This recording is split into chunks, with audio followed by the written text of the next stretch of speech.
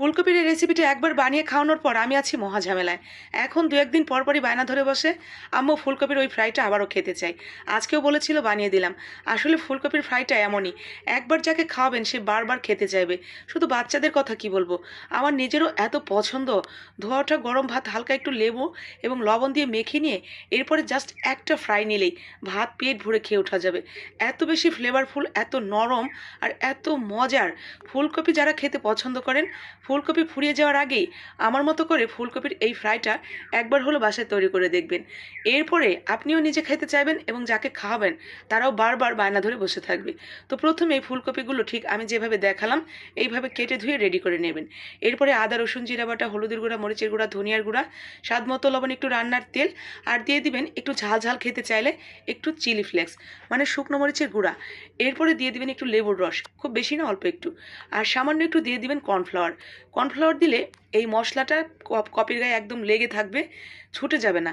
আর একটু মচমচে ভাবটা বেশিক্ষণ থাকবে। যদি কর্নফ্লাওয়ার হাতের কাছে না থাকে সেই ক্ষেত্রে একটু চালের গুঁড়া অ্যাড করে নেবেন। ব্যাস, এরপরে সামান্য একটু পানির ছিটা দিয়ে ব্যাটারটা একটু পাতলা পাতলা করে ঠিক আমি যেরকম দেখাচ্ছি এইভাবে ফুলকপিটা নিয়ে সুন্দর করে মেখে নেবেন। ফুলকপিটা আগে থেকেই সিদ্ধ করার দরকার নেই, মানে ভাপ দেওয়ার দরকার নেই। জাস্ট কেটে এটা ধুয়ে এইভাবে মেখে নেবেন। কারণ এইটা আমরা তেলের উপরে একটু সময় নিয়ে আস্তে আস্তে ভাজবো। আর আস্তে আস্তে সময় নিয়ে ভাজলে কি হবে, এই যে মশলাগুলো না, আদা রসুন জিরা বাটা সব কিছু, লেবু টেবুর ঘ্রাণ, এগুলো আস্তে আস্তে ফুলকপিটা তেল থেকে টেনে নেবে, যার কারণেই এটা খেতে বেশি ভালো লাগবে।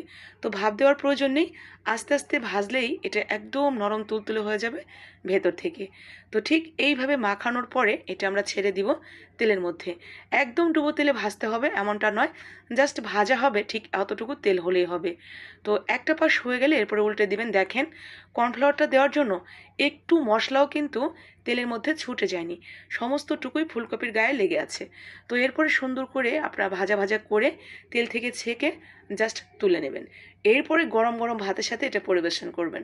বানিয়ে আপনি নিজেই পাগল হয়ে যাবেন এটা খাওয়ার জন্য।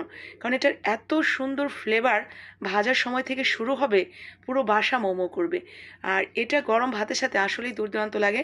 ফুলকপি বাজারে এখন তো অহরহ পাওয়া যাচ্ছে, আর দামও মোটামুটি হাতে নাগালে। তাই দেরি না করে ঝটপট একটা ফুলকপি ফ্রিজে যদি থাকে বের করে নিয়ে আসেন, আর না থাকলে বাজারের দিকে দৌড় দেন, নিয়ে এসে এই রেসিপিটা তৈরি করেন। এরপর গরম গরম ভাতের সাথে পরিবেশন করবেন। আর তখন আমার কথা মনে হবে যে আসলেই তো নিপাপু ঠিকই বলেছিল, এত মজার ফুলকপি ফ্রাই এর আগে কখনো খাওয়া হয়নি। তো যদি ঠিক এরকমটাই মনে হয় যে এটা খেতে বেশ লাগবে, তাহলে তো বানাবেনই।